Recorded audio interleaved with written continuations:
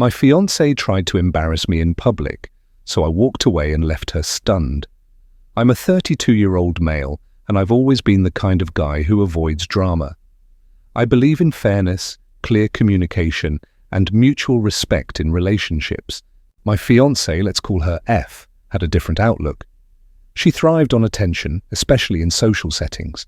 At first, I thought it was just her outgoing nature, but over time, I started noticing cracks beneath the surface.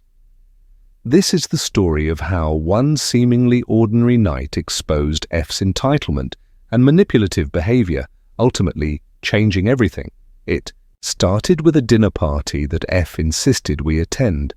She had been talking about it for weeks. Her friend M was hosting, and the guest list included people F wanted to impress. I wasn't particularly excited. Socializing with strangers wasn't my idea of a good time, but I wanted to support her. Besides, she assured me it would be fun.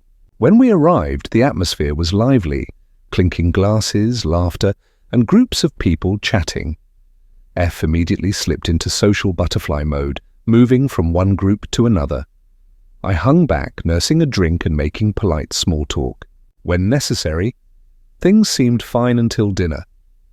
The conversation at the table shifted to relationships, and F, wine glass in hand, decided it was a good time to put me on the spot. "You know," she started with a laugh, "I have to work so hard to keep him in line. He's so practical." Her tone was playful, but there was an edge to it that made me uncomfortable. Everyone chuckled. I forced a smile, brushing it off as harmless. Banter, but she didn't stop. Like just the other day, I told him we should upgrade my engagement ring. You know, something more fitting for the kind of couple we are, and he was all, "What's wrong with the one you have?" She mimicked my voice in an exaggerated way, making everyone laugh. Can you believe that? I mean, come on, don't we deserve the best? The room erupted in laughter, and suddenly all eyes were on me. I felt a knot in my stomach. This wasn't a private discussion, it was public humiliation. And worse, it wasn't even the full story. Weeks earlier, she had indeed brought up upgrading her ring. The one I gave her wasn't flashy, but it was beautiful, something I'd saved for months to buy.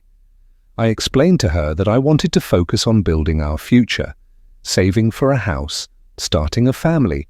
She rolled her eyes at the time, but I never thought she'd twist the narrative like this to humiliate me. Leaning forward, I kept my voice steady. "Actually, F, I think the ring is symbolic of commitment, not a price tag. But I'm sure you explained that part too, right?" The room went quiet for a moment. F's face froze, but she quickly laughed it off, waving her hand. "Oh, he's so serious sometimes. Always logical. That's why I love him, though." She tried to brush it aside, but the tension at the table was palpable. I excused myself and headed to the bathroom, needing a moment to collect my thoughts. When I returned, things had escalated. F had kept the spotlight on me, joking about how I was a homebody and how she always had to drag me to events. She even made a comment about my job, saying I wasn't as ambitious as the husbands and boyfriends of her friends. That was the final straw. "F, can I talk to you for a second?" I said, standing up.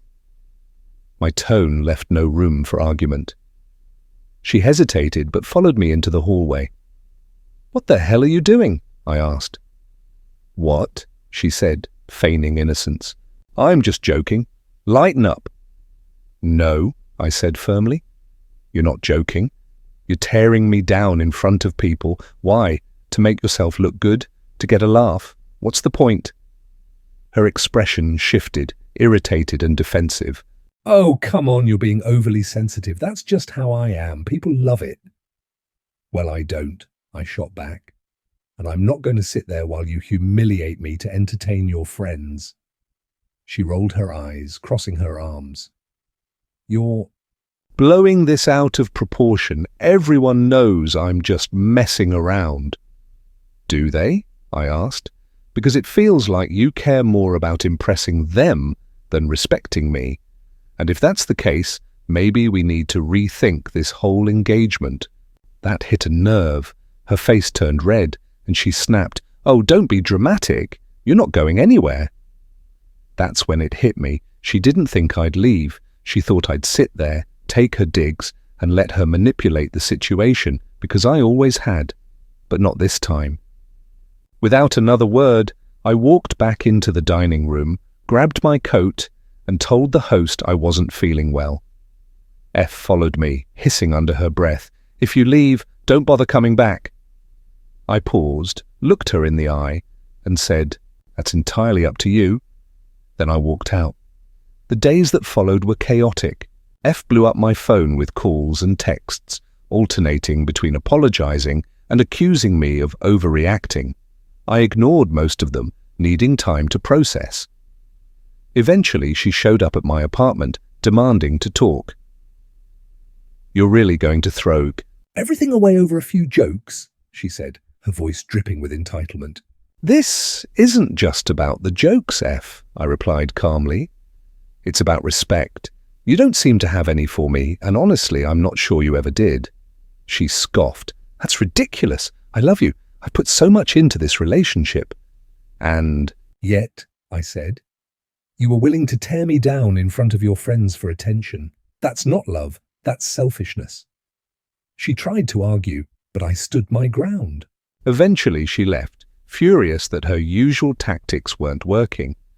A few weeks later, I found out she was telling mutual acquaintances that I was controlling and insecure, trying to spin the narrative in her favor. What she didn't realize was that I had kept records, her texts and messages, including one where she admitted to pushing my buttons on purpose to get a reaction. When one of her friends confronted me, I calmly shared the evidence. The tide turned quickly. People saw through her facade, and her social circle began to distance themselves. Meanwhile, I focused on moving forward, grateful I had dodged a bullet. Looking back, walking away from that dinner party was one of the best decisions I've ever made. It was painful, sure, but it was also freeing. I realized I deserved someone who builds me up, not tears me down.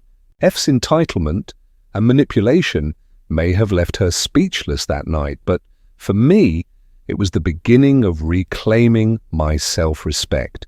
So if you're ever in a similar situation, remember this. You're not obligated to tolerate disrespect. No matter how much you love someone. Sometimes walking away is the strongest move you can make. If you enjoyed this story, hit that subscribe button. I've got plenty more to share.